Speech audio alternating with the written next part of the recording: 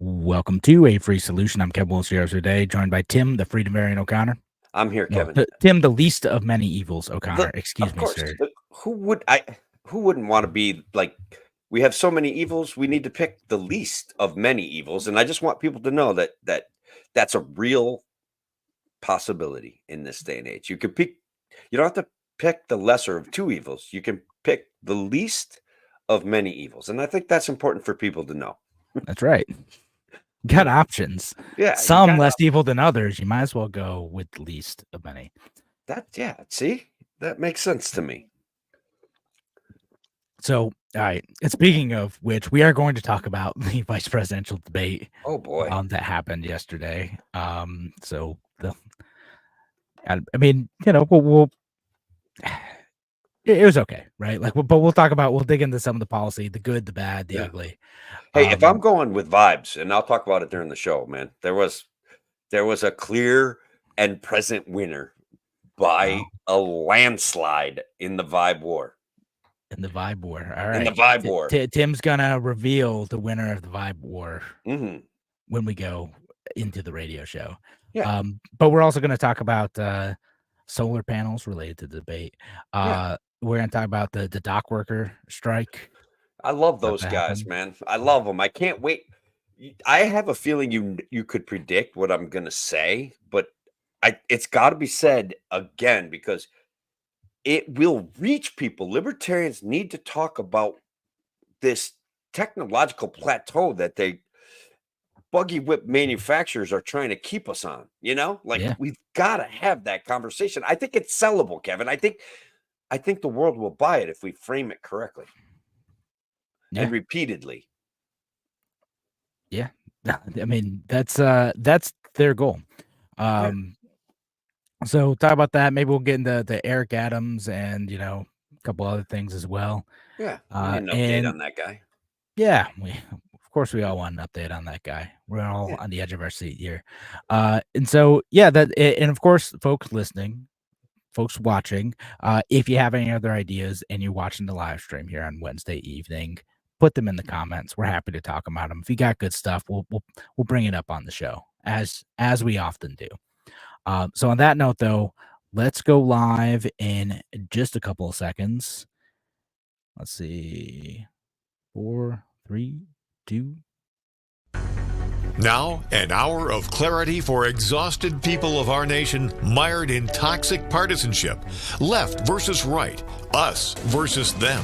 While we pay to keep our politicians fighting, how do we, the people, rise up and solve the great challenges of our time? We do it by embracing freedom and liberty. There may be no such thing as a free lunch, but this hour is as close as it gets. Welcome to A Free Solution. Welcome to A Free Solution. I'm Kevin Wilson today, joined by Tim, the least of many evils, O'Connor. I'm here, brother, and I'm going to do something that I haven't ever really done before, but I want to dedicate this show. Our community, my community here in the Oneonta, Otsego area, we lost a great guy this past weekend. Saturday night we were hanging out celebrating his nephew's 21st birthday. We had just a wonderful evening, and people who know my friend Sean Thayer know that our community has lost a hero, a champion, one of the nicest guys in the world, the guy that, like, if the apocalypse comes, we were going to be able to count on him for space and ideas and just community that where we could gather, get together, do fun things. We were hanging at his house during the COVID lockdowns, just like we always did. As a matter of fact, I think there were more people there hanging out. Fellow wrestling dad, me and him took our boys all over the country to just put them on the mats and have them wrestle against the best kids we could find for them. And so truly my heart is hurting. My wife's heart is hurting. My friends' hearts are hurting. Sean was a great guy and he's going to be missed, Kevin. So I want to dedicate this show to my buddy Sean there. Yeah. Again, sorry for your loss. That's awful. Sounds like he was a great guy. And he was, man. He really was. Yeah. So and he liked my politics. He wasn't quite ready to go full libertarian, but he helped me, Kevin. He helped me. Was one of the Nailed it. guys. Yeah, he would walk me around and introduce me to people and be like, "Hey, sign this guy's petition." When I was getting out collecting signatures for Larry Sharp, like people that I didn't know that well, people that I knew were kind of radical conservatives, but he'd just walk right up to him and be like, "Timmy wants you to sign this. I'll sign it." You know what I mean? And he just had that affable trait. You know, he Yeah. wasn't a big, intimidating dude. He was just a friendly, fun-loving guy, and like it, just an awesome guy. Awesome. Yeah. Sounds like he was a good friend, and again, that stinks to lose a good friend like that. Who's someone who's going to help you out in that situation. Just like, whatever. Let me Yeah, talk to people, start conversations, and help you start conversations. It's great. yeah, yeah. He wonderful like that. Wonderful. And he'll appreciate our breaking down. Like if he's up there in heaven watching us tonight, he'll appreciate our takedown of the vice presidential debates. That where we're going to start with. Yeah, that's what we're going to start with. Vice presidential debate. JD Vance, Coach Walls. Coach Walls. Man, I'm telling you right now, Kevin, I want to be honest. The vibe of the vibe contest, the who has more Riz, who's got more president, Riz. who has What more. age are you, Tim? You're spending too much time on Twitter I'm or telling TikTok, maybe. I don't know. maybe I don't know either, but I'm just saying, who has more Riz? Who's able to answer? Like to talk for 2 minutes and then remember he has a question to answer. Like honestly, there was only one guy on that stage that could do it. Who has more Riz? Who was Who it? has more Riz? And guys, it's official. JD Vance has more Riz than Coach Tim Walz. And Wow, honestly, bold statement. I was a little surprised because I occasionally the coach looks like he's got Riz. Occasionally he issues some like some good sentences together that are impactful. But JD Vance took him down, man. I, at least in the Riz department. At least in the Riz, and really, this election is all about the Riz, isn't it? So Like that's what it is. we really care about. Yeah, yeah. So I'm gonna quote you on that on Twitter. do it, man. Do it. That's perfect. Yeah, so look, it was an interesting debate. And I the basic premises for about the first hour, I'm relatively engaged. And then after that, it's like, all right, they're getting to really interesting subjects, but you know what I'm gonna do? I'm gonna fall asleep because that's what works for me. And look, I feel bad in a way because I'm such a political junkie that I want to be able to have informative conversations. But Bro, the you got problem, to work for this podcast, man. You gotta stay awake. It's dedication. well, okay. Look, I'm going to be honest. Like, I did the work. I listened to it. It was a literal bloodbath on JD Vance's favor as far as again when we're talking about the Riz. Now, some of the back and forth answers, I'm not sure that they're asking the right questions. As a libertarian, I want them to be talking about economic policies that are going to like benefit the future. I want Well, someone to be like, I'm anti-war, I'm anti-war, I'm yeah, anti-war. That's what definitely I don't get want. that. I never It get started that. out with pretty aggressively pro-war on, Yeah. at least on like the Israeli side, right? Like that's Sure. Iran's gonna have a nuclear bomb in 72 hours. Like that yeah, that was the any first day now. question. We've been Yeah. saying that since 2002, but yeah. I All think right, maybe even longer. I don't know. I feel like that's something I remember from my childhood, that's like fair. going way back. That's fair. It's been a minute. At least since like the Shah fell, right?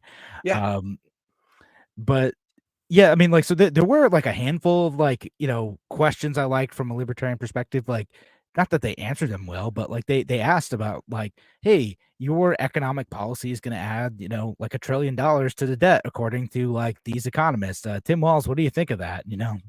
then he's just off on like whatever tangent he's off on, right? Like not at all addressing the debt. And then JD Vance, same thing. Like Donald Trump's tax policy in terms of tariffs is likely to increase the debt by this much money. What do you think of that? And he's off on like whatever other tangent he's off on. Not at all addressing the question of debt, just talking about what they're gonna give you and all the free stuff you're gonna get and all the ways that like their policies are gonna make things better, except for the fact that they have no method to actually pay for it, right? Correct. There's never any way to pay for it other than exploding the debt. Exploding it. Yep. You get things like some specific issues, right? Like the child care plan that JD Vance has, right? Like there's a lot of big promises to do stuff, and he's an economic populist. So he's like, all right, how are we going to pay for this? Well, that because what they're doing is they're like, oh, Donald Trump. I forget how they phrased the question. They phrased it in a pretty disingenuous way, but basically said that the Donald Trump point was that he was going to pay for that. Oh, I remember what it was, that the child care isn't that expensive because they're going to be able to use the tariff to pay for it, which is a dumb thing for Donald Trump to say. And then JD Vance is like, you know what? The tariff is going to pay for it. We're going to pay for child care subsidies. We're going to make it easier for people to have more kids because we're going to take the tariff money that we have and then we're going to use that to pay for child care for people so people can have more children. I'm like, where's the money? That we are not going to raise enough money for that just by tariffs. Like, it's not how it's going to work. It's not how it's ever going to work. Like, JD Vance needs to get a grip on this stuff. And he's, again, a big economic populist. When they brought up this stuff about him criticizing Donald Trump, that's basically what he says. Like, yeah, Donald Trump wasn't a big enough economic populist. I wish he was, the implied text, I wish he was less free market and more big government, like, intervening in the economy. Like, because that's what he wants. Like, the party of, like, free markets and the Republicans is dead. Sorry. It's not there anymore. And then we have nothing. Do you know what I mean? It's like the other party is arguably even worse on those issues than the lip service that the Republicans pay. Look, I know this is going to be sacrilegious.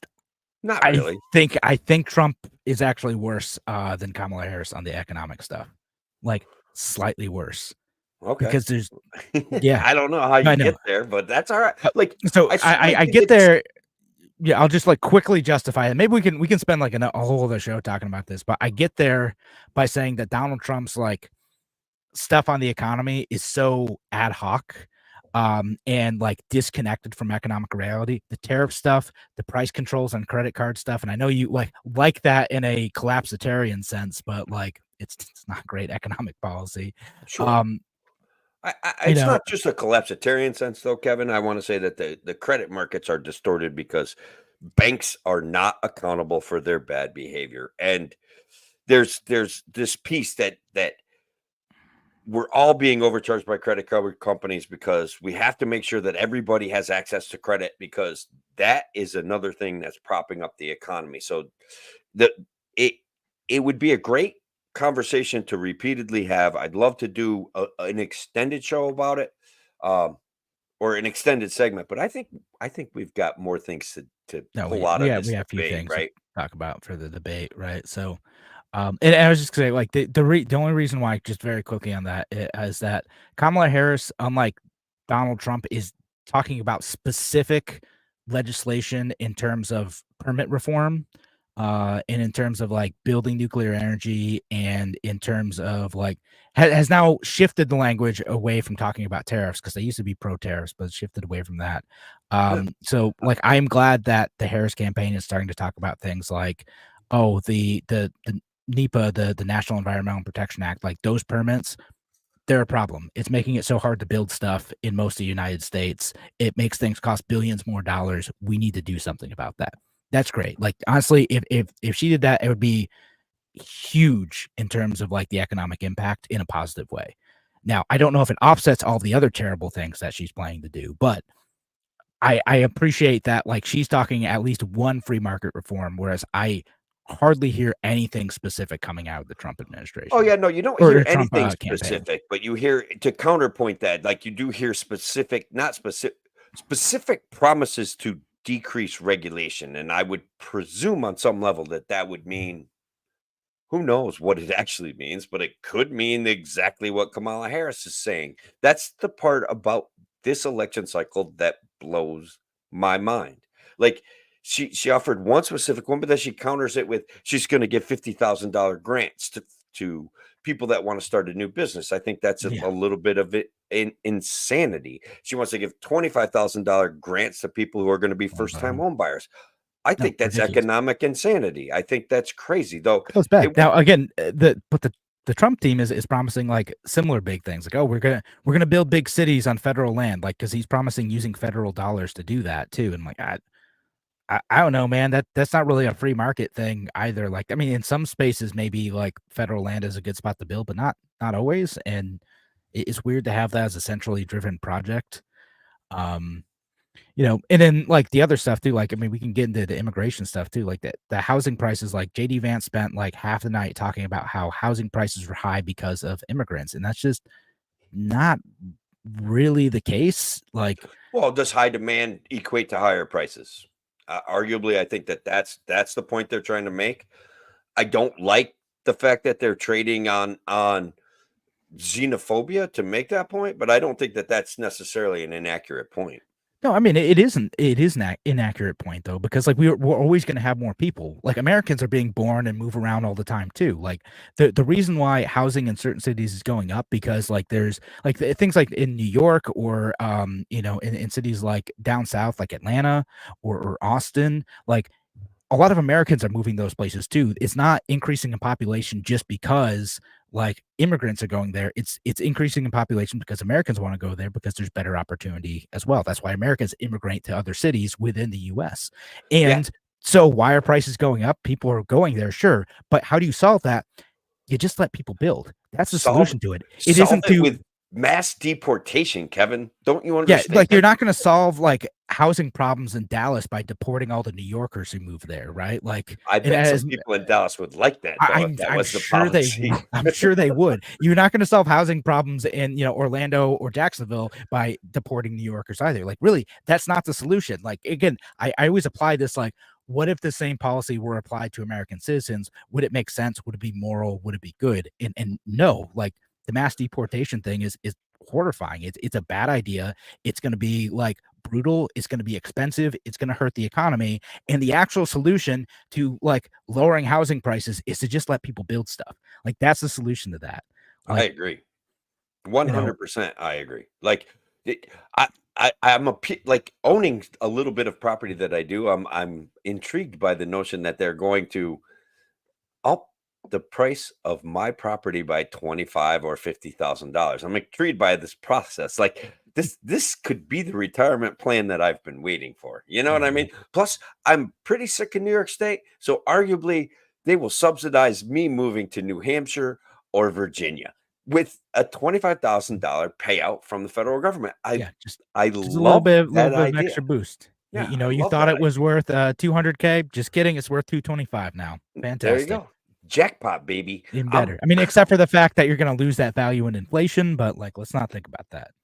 Well, I I still got enough energy to like build my next one. You know what I mean? So if they give me enough money, I find the right piece of land, I can go start chopping down trees and make a log cabin. You see what I'm saying? Like I could do that. And honestly, I'm willing to do that.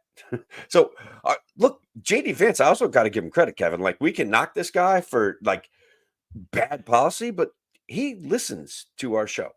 He's like he is like what we should do is bring more manufacturing to the United States because if you're really concerned about climate change, and I love that framing because you know that I've used it on the show before. It's like if we're really concerned about clean environment, we should produce more in the United States because we are the most responsible, cleanest, and efficient producer in the entire world.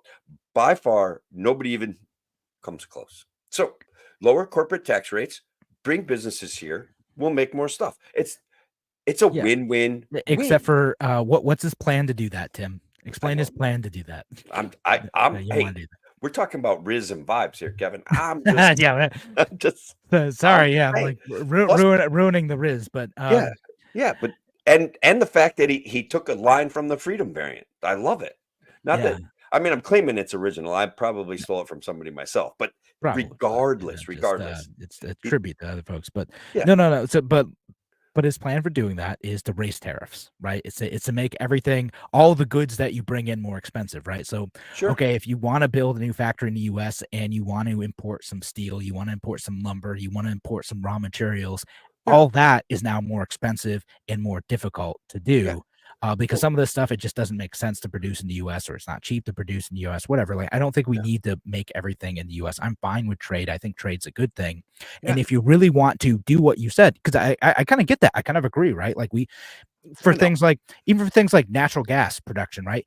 the United States does that way better, way cleaner than places like Russia. We should be increasing our natural gas production, solar panel production, like all these manufactured goods. Like we should be making them and producing them in the U.S. The way to do that is to make it easier for people to build factories. Why did it take so long for and so much money for like the CHIPS Act to like get even the first steps going for like building silicon chips in the United States and expanding the capacity of some of these companies to do so? It's because of regulations. It took Yeah. millions and millions and millions of dollars to like even start the review process. It's insane. Sure. Like, And if that all of that money is included in the GDP, so it's a net positive for well, everyone, Kevin. some bureaucrat and some compliance officer at a corporation are getting paid, $200,000 a year times, 30, 40 people. So yeah, that adds to the GDP. You're right. Like that is a fair criticism of GDP. Like it is stupid to spend money on that.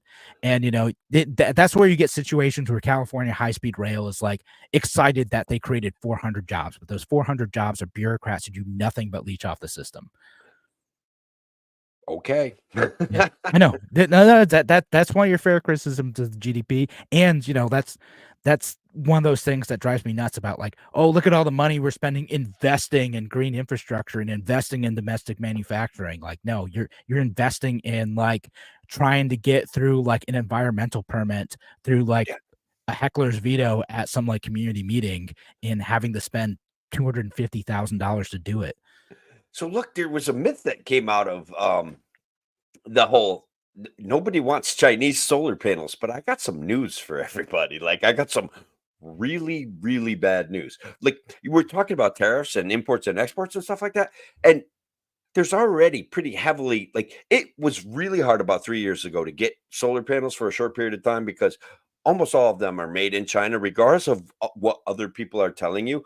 But to escape the tariffs and the trade regulations that are associated with solar panels coming out of China, all you have to do is sell them to Canada, and then Canada can wrap them in plastic and ship them down here, and they can ship them to Vietnam and then ship them to Canada, or they can ship them to like they Yeah. are It's hilarious. escaping. This is something that's really going on, and Yeah. and you've No, got they're doing it people. with like cars and stuff too. Like Yeah, they'll ship them down to Mexico and then they'll send them up here and then it's like, produced in Mexico. Ka-ching. Like it's like, but look, I want to point something out. Like that's also like an expense, an unnecessary layer of expense that is hurting every single person in this country all of the time. Any kind of tariff, there's the tariff avoidance, but that means that somebody gets paid. Okay, probably some Right. nepotistic kind of relationship Yeah, where sure. Hunter But like, Biden goes over and sets up an office in Vietnam, and they're like, you know what we're gonna do? We're gonna pretend that those solar panels get shipped to this office, and then we're going to ship them to Canada, and then Canada's going to sell them in the United States. And right. It's every all step rent along that seeking. way, somebody gets a little piece of the pie, a little cut. They get Yeah. their beak wet, as the mafia used to say. Yeah. So It's that's all something that's going on. behavior. It's You're real. right. And and again, it has to be like cheaper than the cost of like just overcoming the tariffs, but like that's what it is. And again, we've solved nothing. All we've done is we're still destroying American jobs. Like we haven't saved any American jobs in the manufacturing industry because of the tariffs No. that Trump started and that Biden continued. And Yeah. all we're doing is making it harder for people like you and me and everyone listening to this show to go and buy stuff. Yeah. So Well, we have government jobs, though, worse Kevin. than We could useless. fall back on. We could fall Yeah. back on government jobs. So That's what we need. We just need more expensive jobs programs, and yeah. that's all we need. All right. Well, anyway, we're overdue for a break. Thanks again for joining us here on A Free Solution. We're gonna be back in just a few minutes. Talk to you soon.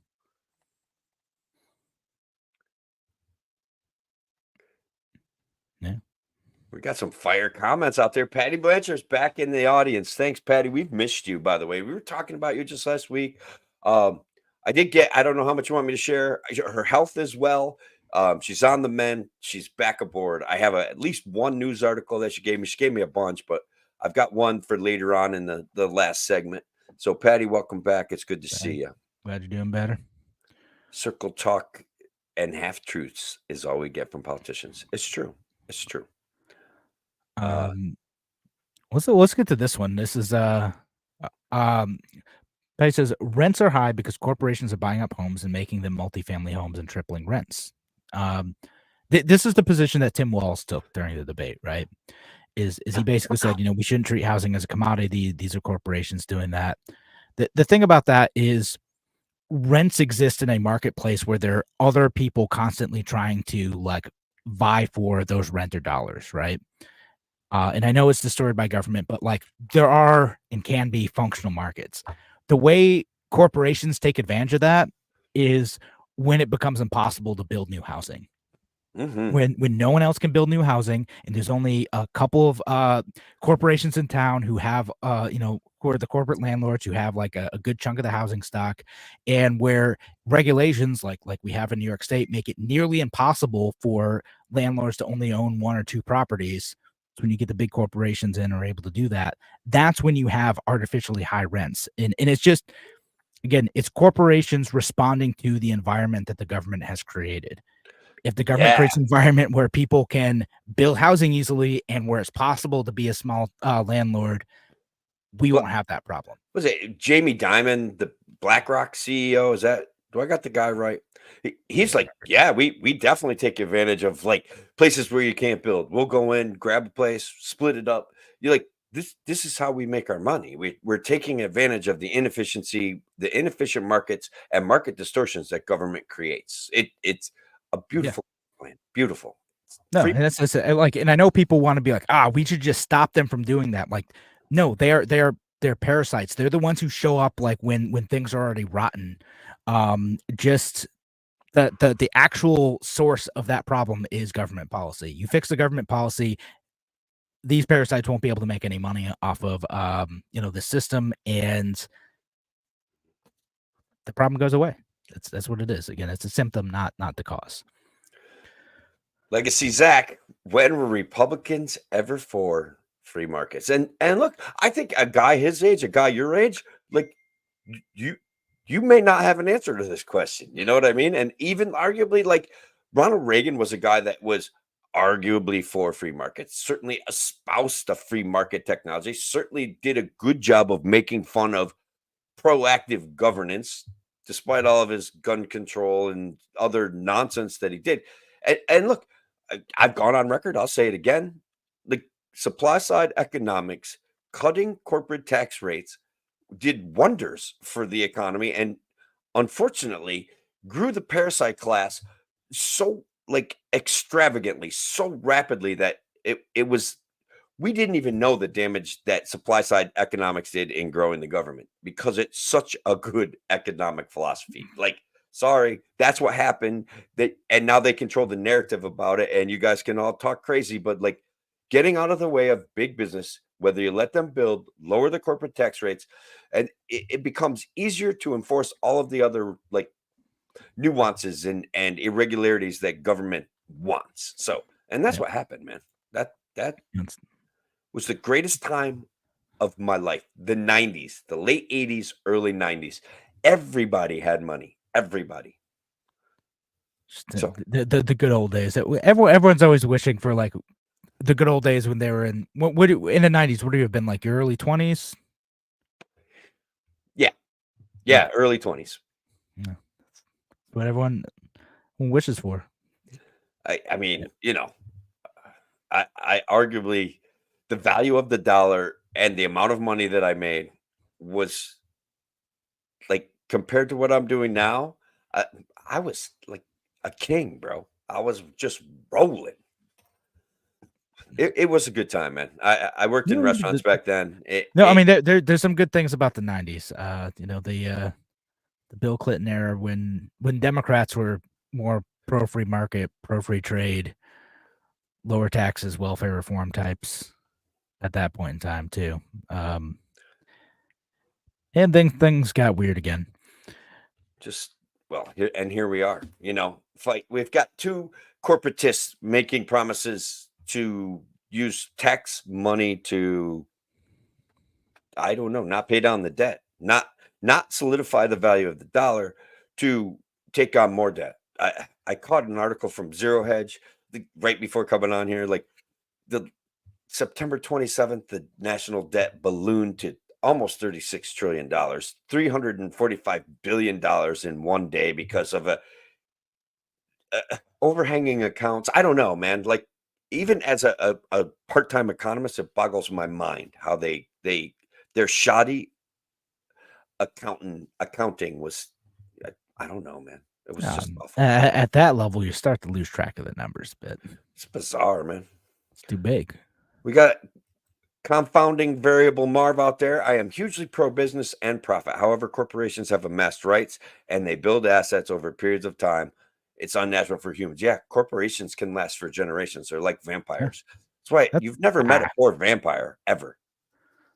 I really don't have a problem with this. Again, as long as corporations are providing value, then great. If they're rent seeking, then I'm against that. But if they're providing value, and a lot of them are, then awesome. Like where I like my specific criticism of like the biggest criticism of corporations is regulatory capture and things like copyright. Right? Sure. Look, they effectively bought the government. We are living in a corporatocracy. People that think. No, you're no. I'm not as much of a populist as you. Like we know this. We've talked about this. Like I'm not. Like I don't know there how are we problems can with deny that there's an aspect of the government that is completely and utterly captured by big business. That BlackRock has enough money to create a new business to take advantage of no bid contracts that they know are coming out. Like I think that there's a level of communication and conspiring that. To me, it's obvious that it exists, and so I don't know. I always wonder how we can how denying it helps us. Like I need something that predicts the future, and I can predict the future with my methodology. No, I mean I don't think it's as clear cut as that, right? Like it's just the way in which that often happens in other countries. There's a lot more consolidation of power in a way that doesn't quite exist in the same way as US. The US is a little bit more dynamic. Stuff changes a lot faster. Things can get like calcified in certain industries, and it is a case in certain industries in certain situations where that happens, but it tends to get disrupted in the United States a lot faster than the endemic oligarchies of other like countries. Okay, well, so it's not that it's not a problem. It's just I don't think it's as clear of a situation in the US as it is in some other places. Okay, well, we spend trillions more on medicine, thousands per person more on medicine than any other country in the world. That is because of a wholly regulated, captured market that is buying politicians, period. And they don't want to talk about it, and they don't want to come up with a solution to let people buy medicine over borders. They don't want to do that because it destroys their hold on the political process. That's why they all love it. That's why the solutions are nothing that is actually a solution. Price caps on certain drugs that are coming off of patent protection. That's their solution. That's what they're doing. Okay. So when we talk about predictability, we have to look at a regulated, captured, owned market that creates its own laws and is able to charge us multiples for things like Aliquis, Kevin. Multiples. So, okay, Bernie Sanders. I know, right? I'm a freaking commie. Just let me buy my Eliquis from Europe, because then I can pay cash for it, and that I could up my deductibles. Let me, I don't remember the specific situation with Eliquis, where it's developed, etc. But like, what often happens, why American medicine is more expensive is that these drugs are developed. It takes a massive amount of time to get through the regulatory process to develop drugs. That is not a process that is necessarily dictated by the pharmaceutical companies. It's dictated by busybodies who think they need to do more. The FDA needs to do more to keep Americans safe, right? So that makes stuff extremely expensive to develop, to test, to get out. It's super inefficient. That is not quite the case in places like Europe and Japan and Canada. 1, 2, a lot of times these pharmaceutical companies make all this money or spend all this money to build to get the drugs, and then they have that patent on it for a little while. And while they have that patent, and Eliquis is one of those drugs that is patented right now, they're going to cash in, right? And they're able to do it because of a complicated system of insurance that we've set up that's, again, not necessarily the result of pharmaceutical companies specifically, but it's something that they benefit from, that like insurance companies and governments have worked together to make insurance tied to employers, and like all things end up going through insurance. And again, it's a web of like a bunch of like some People good profiting intentions, off of some people American profiting from buying yeah, medicine. right. That Well, it's but the point is it's not like any one person is sitting in a room being like cackling and be like, we built this. No, it's like a whole bunch of dumb unintended stuff that works together to make everything terrible, right? or It- where interests align, we don't need an official conspiracy because our interests are enough. Where an insurance company wants to make a profit, a medical company, a medicine company wants to make a profit, and they're all regulated heavily by the government, where they can change their rates in conjunction with the government, and the government protecting the pharmaceutical market.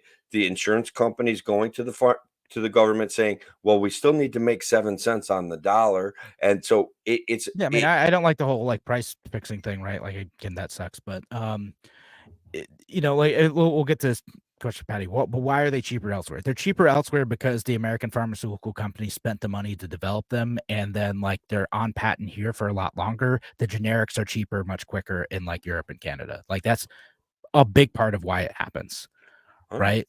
Like, sure. and so no, you don't believe me? Tell me I'm wrong. Why was it? You're wrong about what? Why are they cheaper elsewhere then, Tim? Is it if there's a different reason for that? Because we're in a captured, regulated market that does not allow us to buy our drugs from other countries, that they're the exact same product. Why are they That's cheaper why. elsewhere? No. Why are they cheaper elsewhere? Because our market Just because of that. Just because like our market's captured and we can't have competition. Yeah, because elsewhere. their expenses are not the same. We're captured and regulated, and hence we can't buy drugs from someplace else. So we're stuck with the profit structure that these built in. No, I mean my logic isn't any less circular than yours. No. It is, but no, it's not.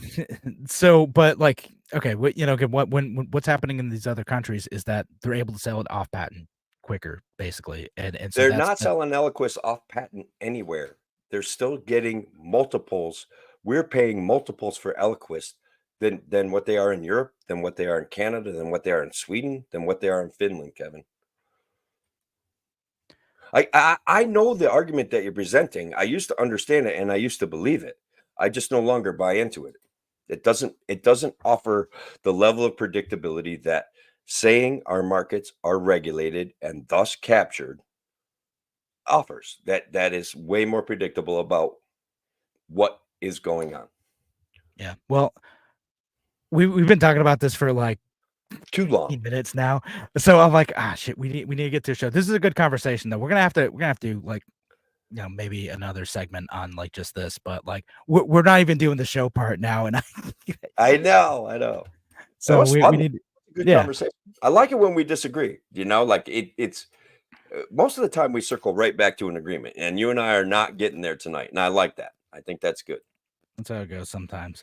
But all right, we need to get back to the actual show. So we go back in like 3 seconds.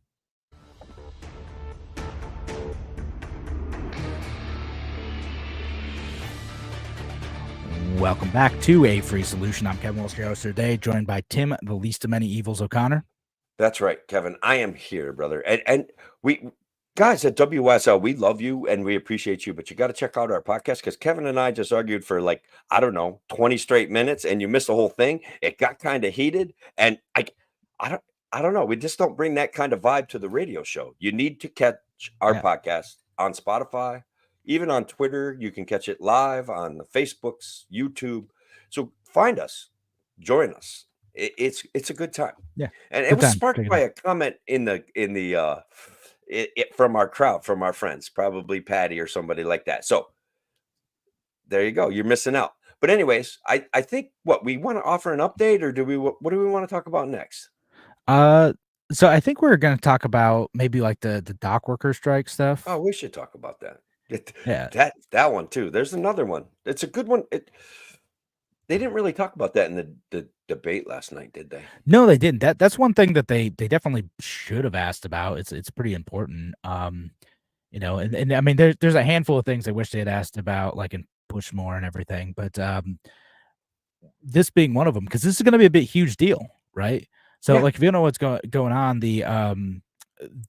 there's a union that is in control. Like, they are the longshoremen's union. They are in control of functionally the entire East Coast, like every port and East Coast in the Gulf of Mexico.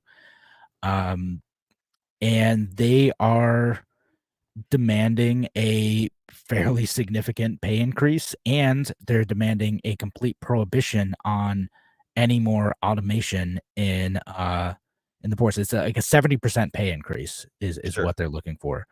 Um, and yeah, they are starting to go on strike, and with all of the East Coast ports shut down, it's gonna start getting expensive. You're gonna start seeing some goods just not show up.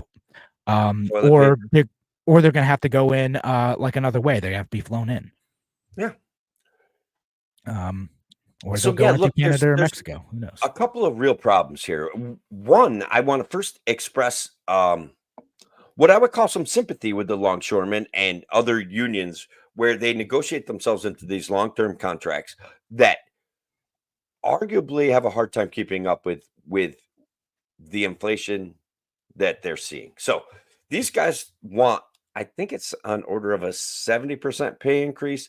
Yeah. Um, and so now everybody's talking about what they actually make. And it's like they've already set up that they're skilled tradesmen who deserve a higher wage. And so that's already in baked into the numbers. 77%, if they haven't had a raise in say 5 years, 77% pay increase is not out of line with keeping them ahead of the inflation game. Now, I don't know what you think about Mm, that. Do you think I'm crazy? yeah, a little bit. It's still a bit much. I mean, I get it. Like, yeah, you lock yourself into long-term contracts, but usually within these contracts, there is, kind of cost of living increases by year. Uh, And if the cost of living increase by year is say 3%, and then in 2021, 2022, inflation was around 10%, they lost money those years. So they want to get Yeah, I that mean, money and back. and they've also rejected a 50% pay increase. Yeah, Again, they they're did. already fairly well compensated, and they rejected that and in favor of a 70% pay increase, is what they're demanding now, and they're gonna hold America hostage until, they get it. And on top of that, they're trying to protect their jobs by This is making the ports less efficient, Yeah, this is where which we're gonna get I into hating on them. Like, I gave a little bit of love to them, but yeah, this is where there's the least of many evils has a real problem with what they're doing, okay? Technological advancement, they are keeping us on a technological plateau that is going to deny us the efficiencies of robotic transport and to protect buggy whip manufacturers. It's time to get with the program, guys. Okay.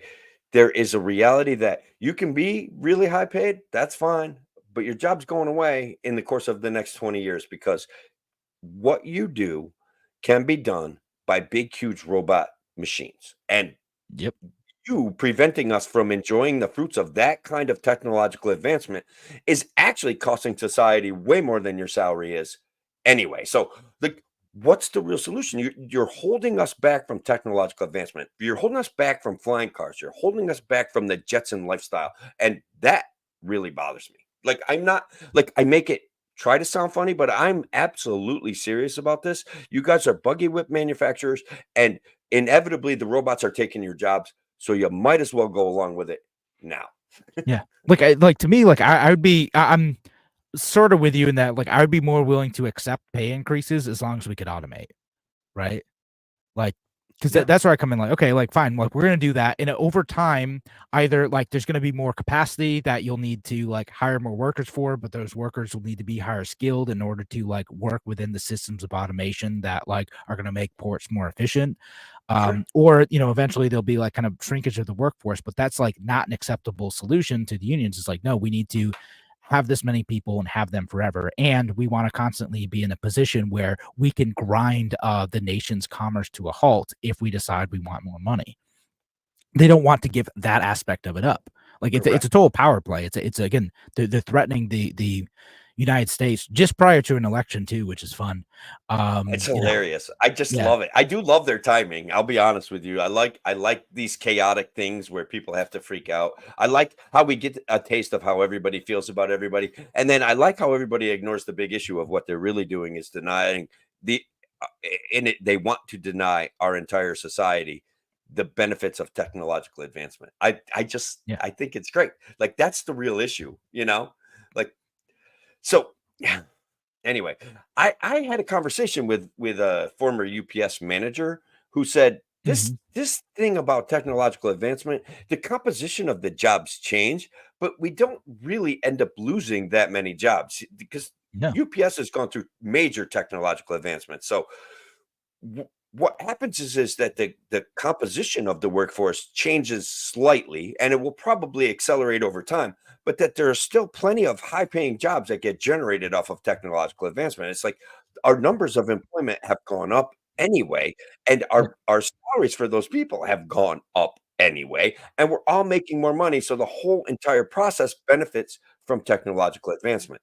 Now, I know some of the UPS drivers probably will be wagging their angry finger at me because they have to work really hard, but That they there do. is a lot of benefits to this technological advancement, and I can't come up with other than there being Luddites or whatever, Yeah. like it, No, I mean, no, again, it's yeah, it keeps our society poorer by like failing to advance technology, right? Like, and again, if that happened with the original Luddites back in the birth of the Industrial Revolution in England, as it often happened, like, because that isn't the first time that happened. Like, a new technology comes around, and literally government like will destroy it, to protect some guild, right?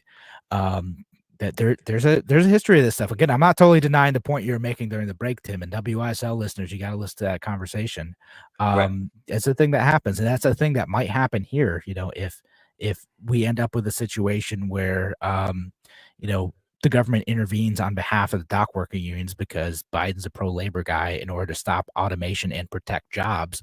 Again, it won't end up protecting jobs in the long term. It'll just make stuff more expensive for us. It'll make it so that less stuff comes in. It'll make it so that we can't keep up with like more advanced economies that are like starting to like adopt these automations like in Europe and in China. uh what ends up happening is exactly what you said, like over and over and over again. We've seen it. Maybe this time it will be different, but probably not. uh People find work, and in fact what ends up happening is you just become more efficient, and it becomes easier for you to pay the remaining workers more money, right?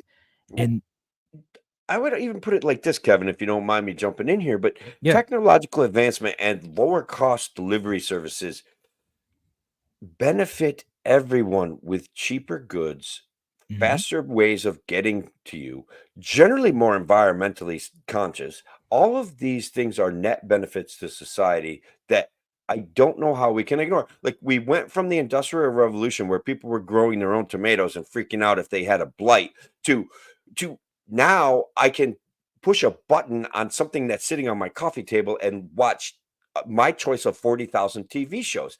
I imagine a future, and I'm not even joking, where we have flying cars. So every piece of technological advancement contributes to my vision of the future. And to deny me that, to deny my children that is Mhm. absurd, Yeah. I guess. And like these things are compounding, right? Like, again, when you don't take the opportunity to grow now, like the growth ends up, feeding new things. It makes it possible, like to free up more time to like do other better things with the labor that still needs to be put in, like wherever it is. Like, that could be like thinking tasks or other manual tasks or whatever. Sure. There's opportunities to continue to grow. And unfortunately, this organization is threatening to shut down the entire economy of the United States. And like they're talking about like, oh yeah, we're gonna be the bad guys, right? Like literally that's what the head of the union is talking about. Yeah, we're gonna be bad guys. People are gonna hate us.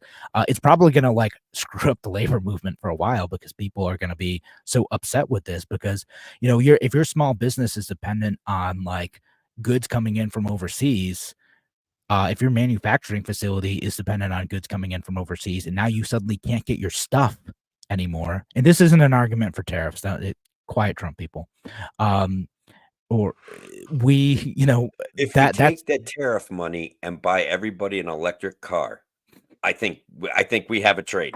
It's a deal. Good. You know what, Tim? You know what they could do? They'll trade in their other car, right? And then they Yeah. get an electric car. What Yeah. a crazy doesn't that sound like a good idea, Tim? Sounds like your No. favorite program. No, I want a free car. That's Free what I car. want. Yeah. Not trading in cars, just Look, a free car. Yeah, I made a bad joke there. But this is what people want. This is how they are processing things in it. We're standing on the precipice of perhaps another technological revolution. And of course there's going to be pushback, but I've got to say that this is a net lose-lose for everyone in the world. So, Yeah. And this one hurts exports as much as it hurts No, it does. imports. That's also true. It's something like 2 to 1, right? Like twice the ships leave there loaded with stuff than come in bringing in stuff. I heard America produces a lot of stuff. People don't think about it that like politicians will complain about manufacturing all the time, but we actually still produce a lot of stuff. We produce more stuff than ever. It's just it's done with fewer people. But yeah, so bombs can't get to Ukraine without those ports, fellas. Let's go. Dang it, Tim. Trying to make a point here. I'm sorry. I can't resist. I just couldn't resist that one. It was sitting right there. Yeah, fair enough. No, I don't know. Again, like to me, some of these this is why it's tough for me sometimes to get behind like certain aspects of organized labor. Like even though again, like I'm sort of with you. Like I think that the pay raise is probably a bit much, but like I'm sympathetic to that, right? When it's organizations who are trying to get a piece of profit that's being made in these situations, right? Like I get that. That said, if the profit is in the form of rents, because things are artificially expensive because they've made it that way, because they forced the government to like prevent automation or impose higher costs on the American people through the work that they're doing, less sympathetic to that. And even less sympathetic when, and it's not really the case, fully the case here, but like with government-based unions, like, teachers unions, police unions, stuff like that. No, you're just, you're not getting like a piece of the profit that you've contributed to. You're getting a piece of the loot. In that case, I'm less sympathetic to that. Sorry. Yeah. So what are the administration's options here, Kevin? Can they invoke the Taft-Hartley Act and be like, all right, we're going in and we're using the military and we're going to start unloading ships. See you guys later. Yep, they could do that. They could declare a national emergency and they could break the strike by bringing in other folks. Like they did to the railroad unions. That was awesome. Yeah. They just like cracked down on them. And those guys were only asking for 24% and numbers that barely kept up with inflation. Like, right. So these guys, their timing is, I've got to say, impressive. Like they know they've got one last chance at this. You know what I mean? Like eventually we're going to have to accept that technology is going to take those jobs. Not all of them. There's no way it can take all of them, but it's going to radically change it. If they're doing this and like they really want the pay and the concession that they're going to give up is the automation, like, yeah, man, fine. Like, cool. Mm-hmm. Like, yeah, I'm not that mad about that.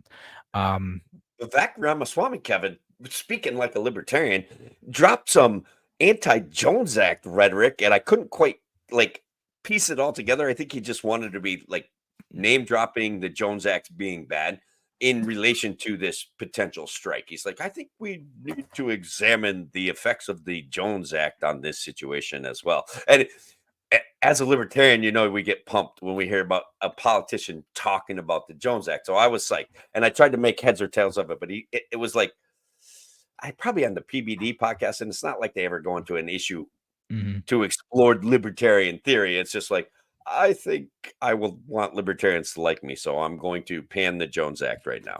That was the impression that I got. Vivek, you keep learning about the Jones Act. That's keep great. It's terrible. Let's keep talking about it, man. If you can get the Trump people riled up about repealing the Jones Act, like that would be fantastic. That would be great, man. It would be another net benefit. Like there's a very heavily protectionist market that costs all of us so much money, denies us the benefit of technological advancement, all sorts of things.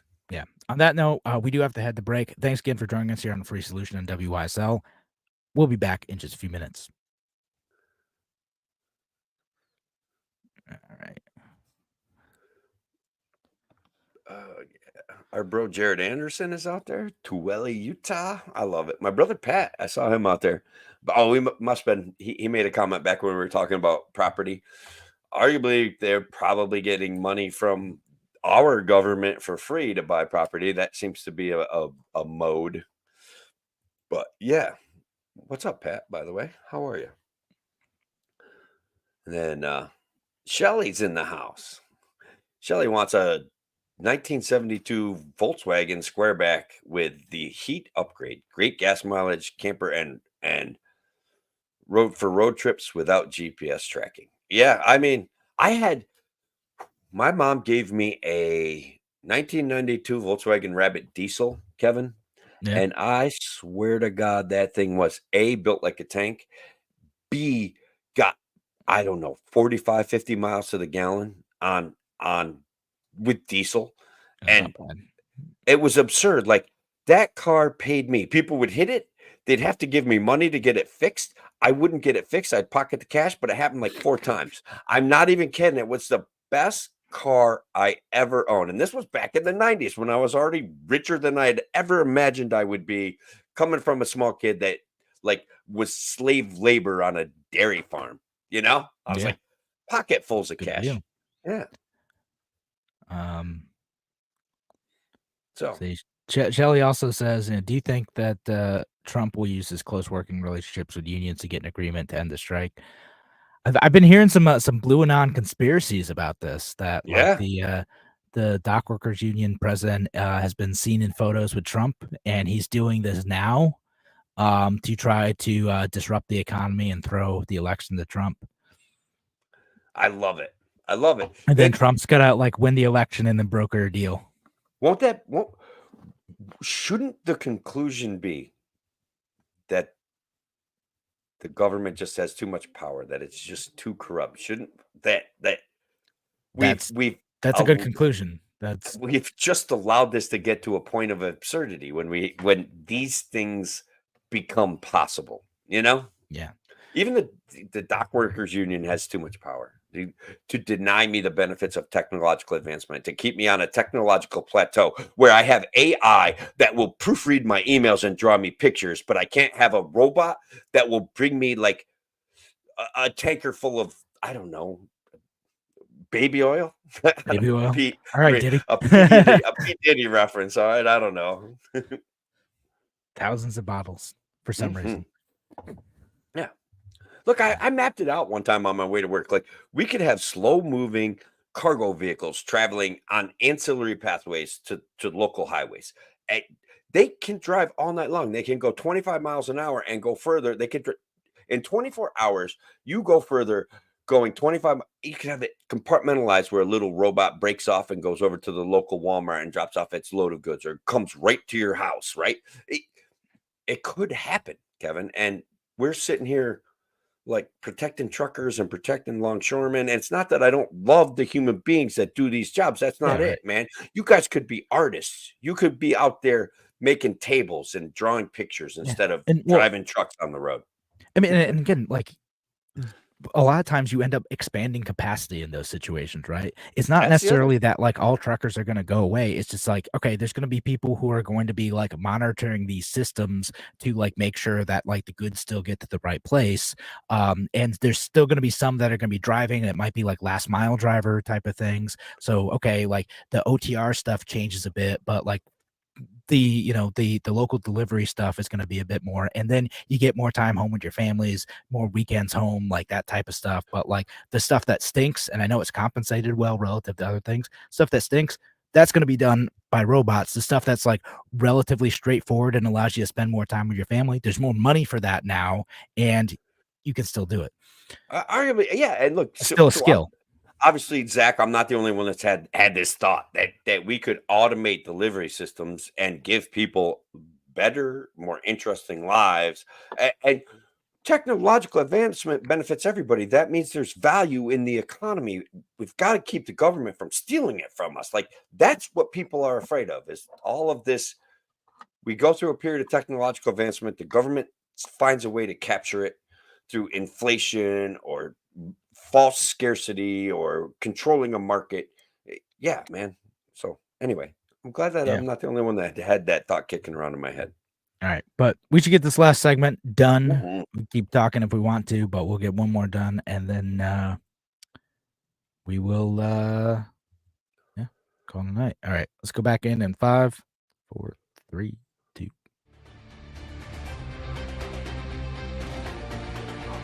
Welcome back to A Free Solution. I'm Kevin Wilson today, joined by Tim, the least of many evils O'Connor. Kevin, I am here tonight. And again, once again, WYSL audience, thank you for joining us. Guys out there listening in Twitter and X and YouTube, Facebook, hit the like button, leave a comment, talk to Kevin and I. But you guys on WSL, we love you, but you're missing out. You got to join us on the podcast or you got to catch the show live because you're missing out on the extended conversations that Kevin and I have. So I am now about to announce another political prosecution by the Biden administration. Poor Eric Adams is now in the crosshairs of the weaponized judicial system that we know as the Biden-Harris administration. That Southern District of New York. They're going after him. Yeah, with man. the Foreign Agent Registration Act. Yeah, something like that. Yeah, among other things. Yeah, you know. The handful of things. So what are they accusing him of? Like, how is the Biden administration violating Eric Adams' rights? So what are they going at? What they trump up against him? They dug up some pseudo charges from 2013, back when Eric Adams was a borough president, and perhaps assisted and took money from Turkish individuals to get a fire station and a new consulate or welcome center, Turkish welcome center built. He maybe fast tracked some development and maybe took some campaign donations in return. Yeah, and allegedly personal benefits, like from the Turkish Airlines. Yeah, like a peanut butter and jelly sandwich on a Turkish airline. That's nothing. That's nothing, Kevin. Sorry to interrupt you. Allegedly, it was like hundreds of thousands of dollars in perks. That's what they're gonna say. Yeah, of course, like it's a very expensive PB&J sandwich. Yeah. Caviar. But yeah, so what's wild about this, again, like these are all like accusations, right? Like legitimately take them, for what they are, right? Is an accusation by the government. It might be true, it might not. The feds sometimes lie about this stuff, right? Like it's just, that is true. But there is an interesting aspect of this that I think is worth discussing, in that the thing that allegedly happened, right, was like, it takes forever to build stuff in New York City. And that's why, the Turkish government and, Turkish Airlines, they got involved in trying to speed things along and finding alternate routes of speeding things along. And then Eric Adams, in his role as borough president, had allegedly, kind of squeezed some of the fire department and other folks to get the permits done faster than would normally happen, because he was getting that extra compensation. Now, I mean, sure. I want to point out what our friend Legacy Zach out there in YouTube land or in Twitter land points out, that Adams recently was incredibly critical of the Biden administration and their migrant policies. I'm gonna put a pin in that for just a second, because I want to finish making my point, which is that the only reason that this is a problem at all, it is one of those things where it is a problem created by government and then creates the conditions for corruption, right? That's actually a huge point, right? That the regulatory environment has captured the building market. Yeah. Well, I mean, yeah, that's part of it, right? So it's like, okay, if the government didn't create a situation where it was nearly impossible to build, it wouldn't be worth the criminal risk or the money to bribe officials to build stuff, because what should happen in a functional government is that it's pretty straightforward. You're able to just go follow the straightforward rules and build your stuff. And instead, it's a bureaucratic nightmare, and you got to grease the wheels a little bit, grease some palms a bit to get stuff moving along, because it's worth the risk to you in order to get the thing that you want to have built, like the consulate or welcome center, whatever it was. Yeah, look, Government regulation and red tape creates an environment where corruption is possible.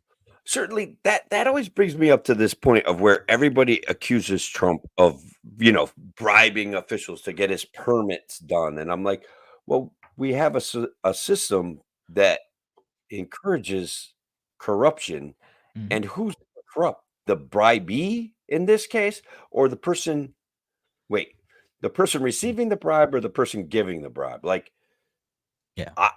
I think it's the one that has ostensibly promised to serve their constituency through moral action and is taking money to I think that's where the corruption is. I think. I'm not doing a great job of explaining that. I'll be honest with you, but No, but no, I see the point that you're trying to make, which is, that like the person receiving the bribe is really the problem here, and that's like there's a lot of incentive for them to keep that corrupt system in place because they materially benefit from it. And this is like kind of like a negative cycle that can spin out of control really fast. And there are other countries like where this is a lot worse, where that is just a normal course of business, like Ukraine at one point being one of them, and Russia being another example. Like both of those countries, that was, and in some cases still is, a normal course of business where like, you gotta shake down some officials or maybe give them a bit of money in order to like actually get anything done. But that's not how things ought to work, and it like harms us like as a society, where if you can't get anything done unless you know someone or you're giving them a kickback, like it makes stuff more expensive. It makes it less efficient. It means that like we have less stuff. It means, people are getting enriched based off of making your life more difficult. And I'll read this comment from Burn on Twitter or on X. It says, Kevin making the point as I was typing it, this is a direct example how government regulation keeps human innovation from reaching its full potential. It's extortion. it 100%, man. Like, yeah, absolutely is, brother. it's extortion. Amen. That's a nice one. Um, All so right. So poor we can get Attic back to this comment though. yeah. Okay. So do you think that Adams' indictment has something to do with his stance on the migrant crisis? And as I was pointing out just a few seconds ago, that he did make some like harsh criticisms of the way that arguably 110, 120,000 migrants were shipped directly to New York City with no accompanying resources. So Mhm. I felt like that was is that something that they would set up a prosecution over?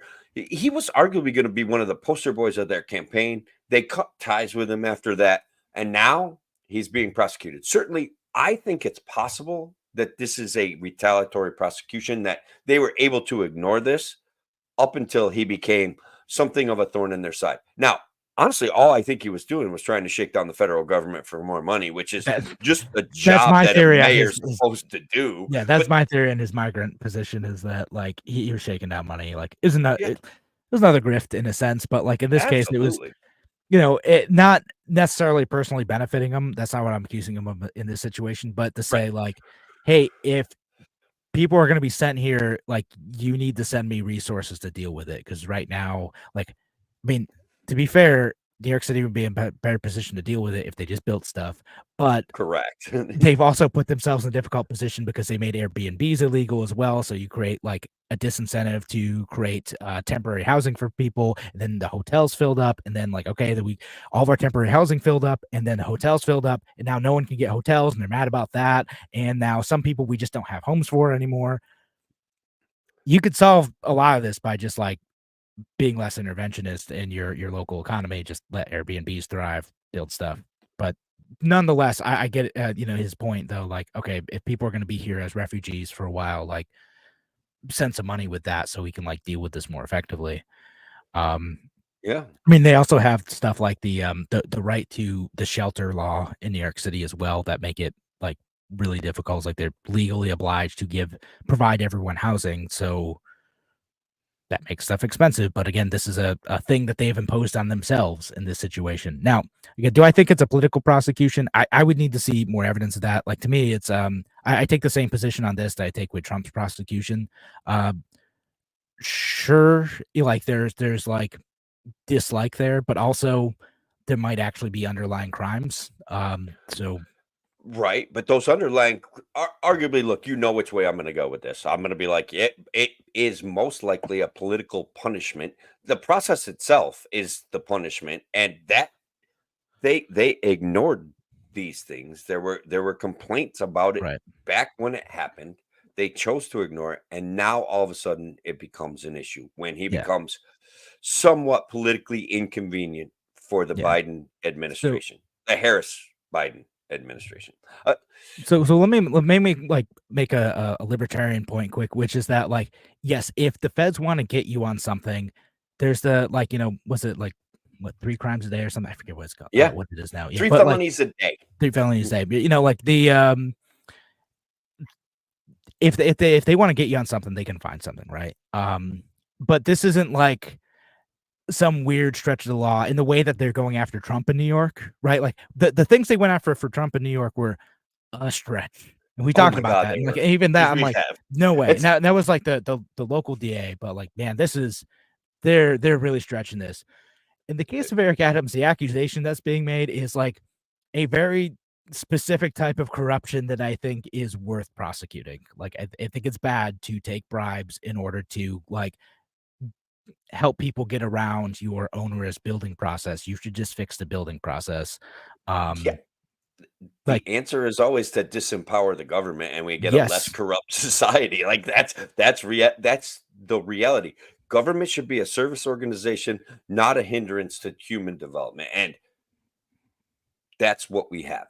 Like it's bad. So look, how are we doing on time here? we got a couple more minutes left, like 2 more minutes. All right, so you guys have heard me express my views on the death penalty and how I'm not a big fan. Um, Arguably, this guy set a world record, Kevin, for being the longest serving inmate on death row in the entire world, but Hmm. specifically his place of residence was Japan. Um, After 48 years in jail, 45 years on death row, Hakameda, let me see if I can get his Iowa Hakameda, an 88-year-old former boxer, was found not guilty last Thursday Wow. by Shizuoka District Court, which concluded that the police and prosecutors collaborated in fabricating and planting evidence against him.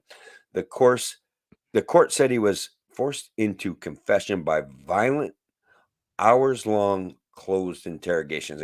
And guys, this came from our friend Patty.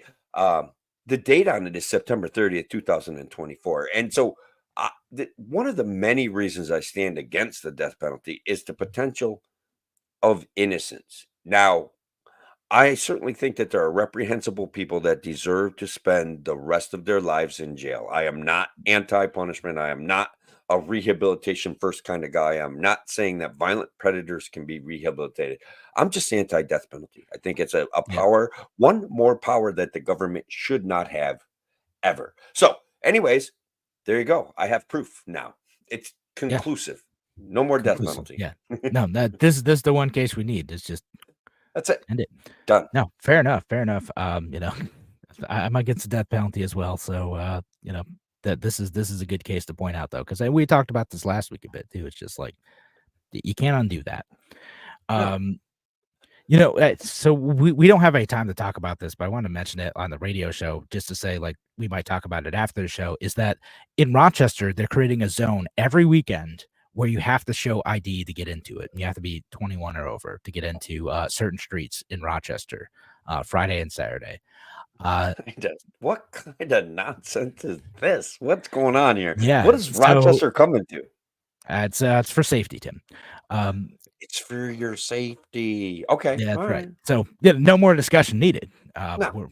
It's about keeping safe, but we're out of time for the show. But I think we'll talk about this for a couple minutes after the show. WYSL audience, go find our podcast, A Free Solution, and we'll talk about that. We'll talk about the other radio appearance I did today too.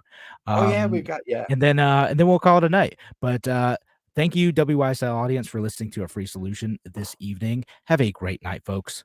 Take care. Ended that segment like a couple minutes early because we went over by like several minutes both other segments. Oh, did we? Yeah, like a minute and a half for the last one and like 2 Oh, minutes wow. for the one before that. It's all right. All But right. anyway, let's talk about the thing on the East End. So I'll Yeah. read off the one of the statements about it from the city. It says, starting Saturday, September 28th, between 10 p.m. and 3 a.m., pedestrians can enter a special event zone at 4 locations. And then they list off the streets, basically like East and Alexander area. And for those of you who aren't familiar with it, it's like a bar district. It tends to be where like the people who just turned 21 tend to go. Okay. It's just one of those like kind of younger bar districts. I used to hang out there a bunch when I first moved to Rochester. I don't make it that way all too often anymore. Like Well, I you've hang out got like kids. yeah, Yeah. I ain't got time for that now. Right. And Right. but I'd go over to like the Old Toad occasionally. They have like a an axe throwing place over there too. That's fun to go Oh, to that's cool. occasionally. But um, so anyway, that area, like now there's been violence problems, right? So there's been like a few Yeah. shootings that happened there. And so they're like, okay, what we're gonna do is we're gonna close it off the cars, we're gonna make it a pedestrian only traffic area, and you have to show ID to get in at any of these spots. So you can't drive there at all. And they think that that's going to fix the violence problem. But like I don't Probably not. I don't know that it's gonna actually fix the problem. Because they're not like, as far as I'm aware, it's just you have to show ID and you have to be 21 or over to get in. Um, and I don't know that they're like, again, like searching people. So like you could still bring a gun in. I don't know that like the violence has been exclusive to people under 21 in that area. And I also just don't like the fact that like I have to show my ID to get onto a public street every single weekend, I right? don't Like, blame you. I think that's obnoxious. That's all I can say is I think it's obnoxious. yeah, and like you could still get, if you live there, there's apartments above these places too. Like if you live there, you can like still get in, but like again, like what happens if you want to bring a friend over on Saturday night? Like is the police officer gonna have to decide if like you're really going to your apartment or not? Like, Yep, and yep. then That's how it's gonna be, man. They're checking yeah, papers, bro. Like yeah, like yeah, that's the papers, please. reality. That lets like, oh, okay, like nah, I don't think your friend needs to come visit you. I know you're just gonna like play cards and definitely not drink underage, but like nope, not allowed in the special event zone this weekend. Can't have friends at your apartment every weekend, Oh any my weekend. god, Again, that's I'm awful. not sure how it's gonna actually like play out. But like I don't like the thought of like you as a grown adult can't go to public streets. And how does that like fit in with like if we pass Prop 1, we talked about this last week, and you can't discriminate based on age. Is this discrimination based on age? Yes. Yes, it As is. a It's like matter very of fact, it clearly is. discrimination based on age. If you as an adult person, 18, 19, 20, can't go to a public street, yeah, that's discrimination based on age. And again, Wow. if the bars want to do that too, like fine, like whatever, right? Like they say, okay, like after this hour is 21 and over, right? If you're, like the axe throwing place. Okay, Sure. sure. Yeah, like that's fine. They can do that. But no, weird that I don't like the special event zone. And I hope I don't know how long it's gonna last, but I hope that Who doesn't. knows? Sounds like East Germany. Like Sounds like papers, East please. Germany. Papers, Papers, please. please. Yeah. You No, I don't know? want that to be a normal thing. And then It just get Bass nope. Ackwards does not like that. Not at all. Nope, not like that. Worse. Um, Joe says, "Do you think Eric Adams should resign? I feel like he should step aside. If it was Rudy, it would be the only story in the news. It hasn't really picked up that much steam. I've heard like libertarians talk about it. Yeah. AOC made a comment about it. She But wants him to resign. She yeah, thinks he should I don't think he should. I think you don't he think he should be should? like, "Nope, He's I gonna don't fight think it. so." Gonna fight I this political This prosecution. is yeah, because what hey, I got some breaking news though, Kevin. Yeah. And look, X is the place for breaking news. Donald Trump has pledged to free Ross Ulbricht. How do Didn't you he already think? do that? It the dateline on his tweet is October 2nd, 2024 at 4:53 p.m. Didn't So, he already promise that to the Libertarian Party like a while ago?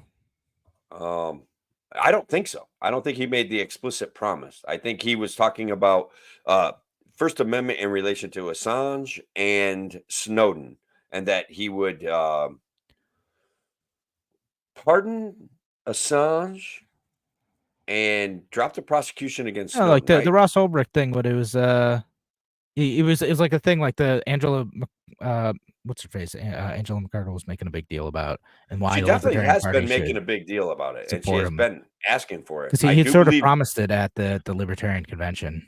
I believe that this is the official promise because he put it out on Truth Social and uh, X. Nothing's official till it makes it to X. Listen, Okay. I'm still skeptical. Still a All little right. bit skeptical. Fair enough. Just because he could have pardoned him before and didn't. Look, Maybe he's changed his mind now. Maybe he saw new evidence. maybe he That really thought about it and maybe he really wants libertarian votes. Sure. Like, could be. you Maybe he know. feels he needs libertarian votes. Maybe he heard my show today. He's like, "Wow, man, I'm losing them. I'm losing them." Oh yeah. And So you did another radio show, man. What do you did got? not a radio show. I was on a different radio That's show today. I awesome. was on WXXI. So it's the local NPR affiliate. So they bring Nice. me in. They bring me in and like, okay, here's like a normie libertarian that doesn't scare our NPR listeners too much. Right. So Fair enough. unfortunately I couldn't get I was trying to I Dwayne Whitmer, if you happen to listen to this show, I owe you one, buddy. Sorry I couldn't get you on the show. I tried. Dwayne can be hilarious in I situations know. like that. One of his strong points. He should do it more often. Really. Yeah. So like I tried to get him on and I asked him, but then they're like, actually we're only gonna give you half an hour, so we're just gonna have one of you on and we think you'd be good. I'm like, okay.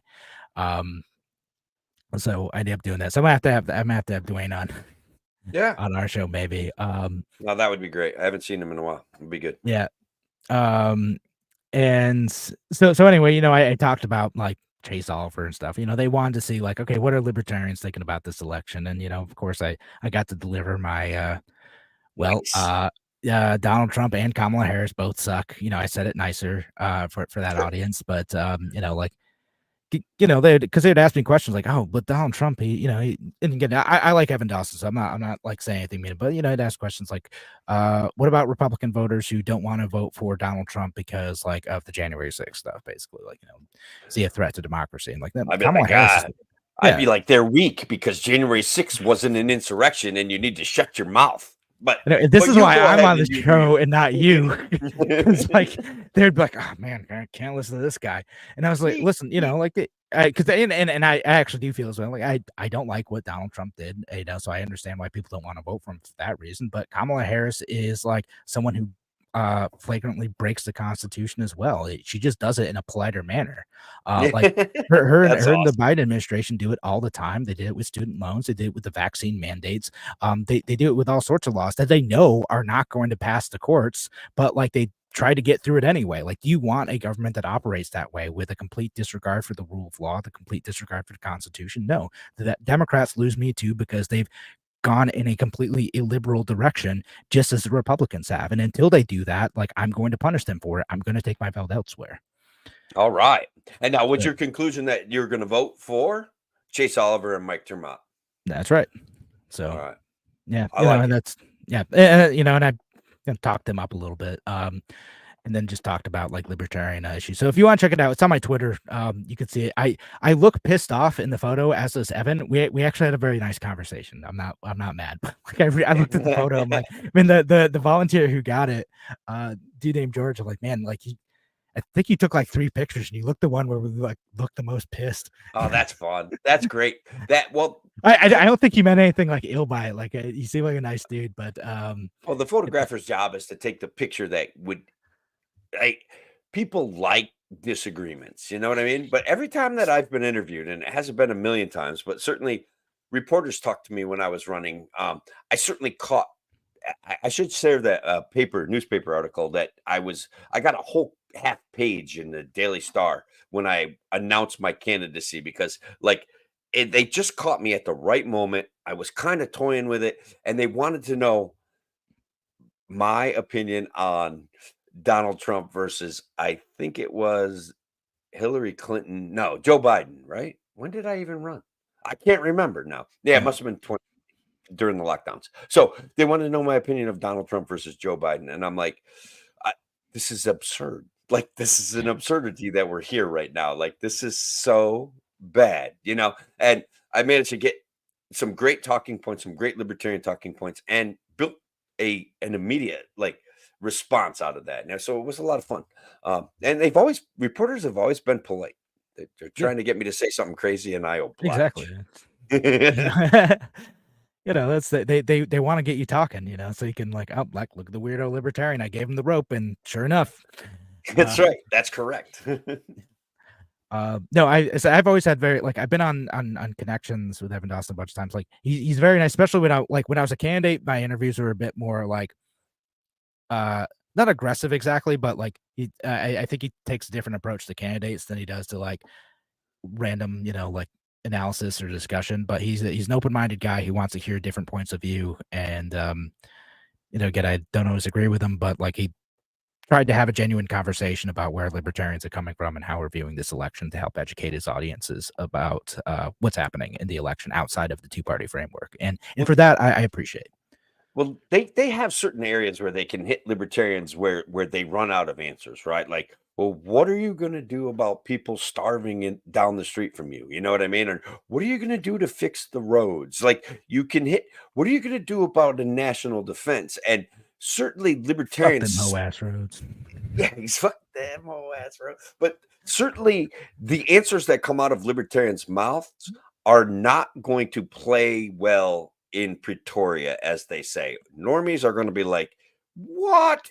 That's insane. You know what I mean? So the way I always think about these things, because again, I've been on this audience, I've gotten some positive reception for it. So you just got to think of what does the audience actually value? And in this case, what I got asked about, which could be seen as a gotcha question if I wasn't ready for it, but it's hey, so someone like Chase Oliver, his platform is that we should abolish the Department of Education. Won't that hurt children, right? Okay, but that's an opportunity to talk about okay, listen, the Department of Education to me doesn't add a lot of value in the function that it does now. It ends up creating a lot of it spends a lot of money and attaches a lot of strings to it, but it's not necessarily improving the value of the education on the school level. So I think states should be able to do that. The Department of Education can go away, and there will still be national nonprofit clearinghouses to talk about and advocate for what they see as curriculum and pedagogy best practices. So we can do that. We can implement school choice at the state level, and get better opportunities for people to find their own paths to improve education. Right. So that's how you answer that, and you talk about. Keep in mind. Answer. That's very people good. Yeah, people value education among this audience and everywhere, right? The normies like education, so they don't want to hear absolutely who gives a shit about the education system. We don't need to be paying for it anyway. If you leave it at that, they're gonna be like, oh, this person's crazy. But if you talk about hey, education's not going to go away, it's still going to be there, and you have to be a little bit more specific than don't worry, the market will take care of it because people don't believe you. Right. Let's talk about okay, how do we roll back federalized education and get it back down to state, local, and family level. There's a path to get there, and there's a path where we're still able to get good educational outcomes, and it doesn't need to be done through the Department of Education. And again, for me, I think I would effectively answer that one as well, especially if I was putting on my political hat. But we find moments where was it one of the guys that was running our party got an interview on a radio show, and they hit him with, but what about the roads or something like that? And his answer I was like, well, why weren't you prepared for that question? You know what I mean? There's always listen, if I'll be listening out there right now, if you ever find yourself in an interview with someone who is not a libertarian, it's not a libertarian podcast, they're going to ask a gotcha question like that. It's always, no matter how nice the rest of the conversation is, they feel obligated to pick out the craziest libertarian position. And again, I've done several interviews with this guy. So we've gotten, well, would you legalize nuclear weapons? You're pro Second Amendment. Why not those too? Literally we've gotten stuff like that. Right. You just got to be ready for it. Think of the most extreme, libertarian position. You're going to be asked about that. And you can decide if you're going to evade the question, you're going to deny it, or you're going to put it in terms that people are going to understand, right? Those are your three options. Correct. Yeah, no, that's good. Anyways, Kevin, it's been nice. I think the internet's going down tomorrow. Yeah. Is it tomorrow? Is it here? Did it hit yet? Internet's going down? coronal mass ejection coming at the Earth, and it's Yeah. basically going to be create a new Carrington event. And I'm not sure that your electric vehicle is going to start tomorrow. Will we get pretty northern lights though? Like that's what I We don't are know. going to get some of the best northern lights we have ever seen. Not missing it. I'm gonna go up to the lake this time. There Like, you go. I don't have an electric car. It's fine. I downgraded my car, so like it's less electric than before. Nice. I do think that this one, they're not predicting an actual Carrington event, but it is a pretty massive one, and we are expecting perhaps some communications outages and some pretty boss northern lights. And we didn't even get to talk about the viral sensation Moo Ding. No, we didn't get. I'll just read this one other comment from Legacy's Exodus. I think we should be 3D printing tactical nukes. It's the American way. That I forgot. There is a fourth option when answering this question, which is lean in. You can do that too. I do like leaning in. That's probably my favorite. I think on this show, oftentimes that's what we end up doing. Is yeah, absolutely. But this show's a little bit different. I mean, at least I try to, even if just to make me laugh and make you laugh. Yeah. And I do think there is value in being willing to lean in to it. Like, yeah, everybody should have a nuclear weapon, and then no one will ever use a nuclear weapon. You know, like mad, but for everybody, right? Right, exactly. And you come back with, well, an armed society is a polite society, and you know, you can come up with all sorts of things to deflect away from that question. Like the number of like violent crimes that are stopped by someone who has a weapon is incredibly underreported, man. Why do we even have to have this conversation? That's what it's really about. Why do you want people to be unsafe and not be able to protect themselves? That's absurd.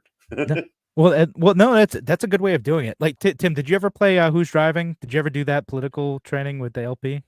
No. I think every day in my house with my mom was that, though. You know what I mean? Like we had to defend ourselves.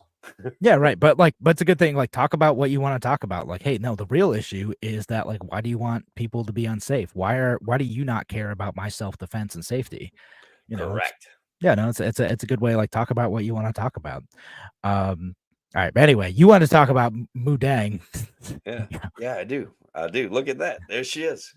This vicious killer. And look, guys, I'm going to say that hippos are one of the most dangerous animals in the entire world. They literally kill more people than lions and tigers and bears put together. But anyways, here's an incredibly cute baby hippo attacking her handler. Luckily, it does not have teeth or weight. And people are in love with this thing. If you go around the internet, it's going crazy just a little bit. Everybody's checking it out. It is pretty cute looking, but it looks like kind of like a large lizard. I don't know. Something about it. Weird little slimy baby hippo. No, I think it was Jason Pargin, who's an author, had like a tweet about that. As like, you know, basically he called the hippo an asshole. But like that's why he's biting people. But all hippos are kind of jerks. If that hippo was bigger, it would be thinking about murdering you, like just for being near it. Like I'm not sure it would be thinking about it. I think it would just be doing. You're right. It isn't thinking. It's just going to be doing the murdering. Yeah. So yeah, no. Hippos are jerks. You should not. If it could kill, if Moo Dang could kill, it would. Yeah, like she always chooses violence. It's always gonna choose violence. You are the enemy. Hippos like live in streams with other hippos, and that's the only thing that gets a free pass from them is other hippos. And if you're not a hippo that's part of their crew, they'll kill that too. Like that's true. Outside of their crew, hippos dead, lions dead, tigers dead, humans dead. They're vicious, murdering psychopaths. Even as cute as that little thing is, because she does look kind of cute right there. Oh, actually, so I'm gonna share my screen quick because I found the tweet, and it's funny because there's a follow-up tweet to it. Let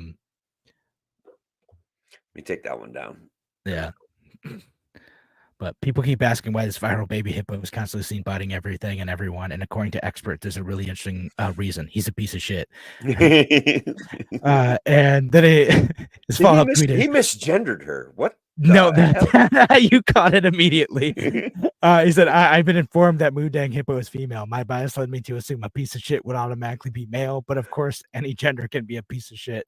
I intend to learn from this. Congratulations, Jason. That's a good job. So, I don't know, good stuff. But anyway, yeah, on that note, I'm gonna have to put a profanity warning on this site because I think we've dropped quite a few swear words. all right. Is that Right? something we can do? No, All no, right. yeah, oh yeah, no, it's a thing. We can add profanity warnings to our Spotify podcast. All right. That will actually probably pull people in. Yeah, explicit content. But anyway, we should call tonight. Thanks so much for listening, everyone, tonight, and have a good evening. Yeah, thanks everybody.